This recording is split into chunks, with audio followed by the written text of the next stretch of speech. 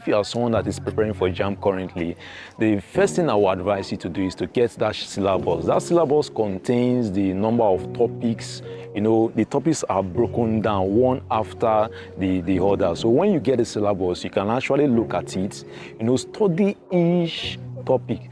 One of the mistakes I was making back then is that we were thinking that, you know, there is this reward you get when you are actually like the first to finish the JAMB syllabus. You know, you try and get the syllabus, you know, the topics you are preparing for, so you just start reading. It doesn't work like that. Have you ever wondered why those who go to like these very expensive secondary schools, they do very well in JAMB? It's because they actually settle down, you know, to know what they are supposed to know in each topic. So when you see a topic in the syllabus, there are things that you must know.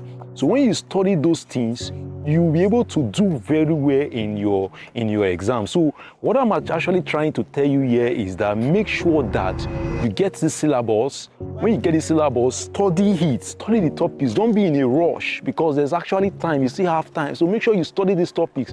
And when you study these topics, you're able to do very well in your exam. Then secondly, you need to get the past questions. You know, the JAMB past questions is not something that you need to, you know, you get and you cram. These past questions are actually like a guide.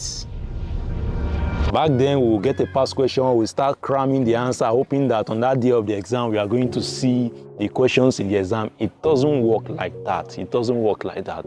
When you finish studying your textbooks, make sure that you use this syllabus, this past question. When you finish studying your textbooks, make sure that you use your past question to actually, you know, evaluate yourself. So this past question is just a way for you to know if you are actually prepared for the exam. That is just what I'm going to advise you right now.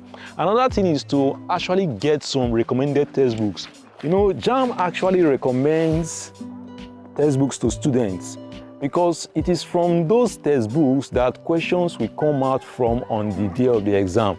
But in addition to those textbooks, there are also textbooks that I would advise that you also get for yourself in order to help you with your preparation. For example, if you are sitting for English language, everybody sits for use of English. You need to get Invisible Teacher. The Invisible Teacher is something I used and I was able to do very well, you know, score over 80 in my JAMB. So make sure that you get some of these textbooks. I've listed some of these textbooks in the description of this video, so you can look into it. And if you did not see my recommendation for the subjects you are taking, you can actually ask me in the comment and I will definitely help you out. Now, the last thing I would do is to actually make sure that, you know, I draft out a study timetable.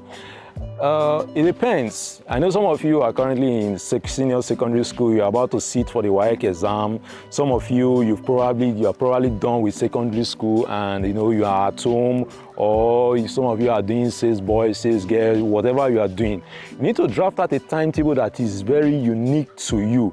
This timetable will help you to plan your study, because when you actually get into the university, you still need a personal study timetable to help you, you know, plan yourself. So usually, for example, without a study timetable, you don't even know what you have to study. You wake up in the morning and you feel like, okay, am I going to study use of English? Am I going to study mathematics? You have no clue. But when you have a study timetable, you wake up in the morning, I already know that, okay, I'm supposed to study this for so and so hours. And what I usually recommend for students is that make sure you assign a particular topic for a single day. So today you might say, I want to study chemistry. And that chemistry is what you study for that day. And another technique, another trick you must know is that always start the week with difficult subjects, because you might feel like, oh, today is Monday. Let me study something that is very easy. For example, for science students, biology might be the easiest subject for them, and they want to start with biology because it's easy. Don't do that. Make sure you start with a difficult subject. So if literature in English is the most difficult for you, make sure you start your day, your week with literature in English. If chemistry, mathematics is the most difficult subjects for you, so make sure you start with that, because that momentum you use in starting the difficult subject is what will carry you for the rest of the week.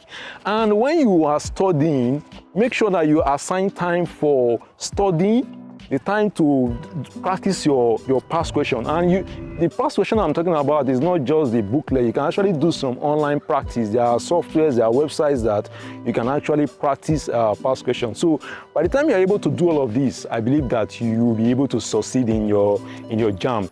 I'm actually rooting for you, and I'm hoping that you actually do very well in your JAMB examination this year. If you have any question or you need any further clarification, of course, you can let me know in the comments, and I'm going to assist you. Hello? How far now? How be? How is your side now? Oh, school is okay. Oh, school is okay. Lectures is okay. Just came from lecture. I think very soon we'll start preparing for exam. So when we start preparing for exam, we know how it is. So that is just it, sir. Okay. All right, no problem now. No problem.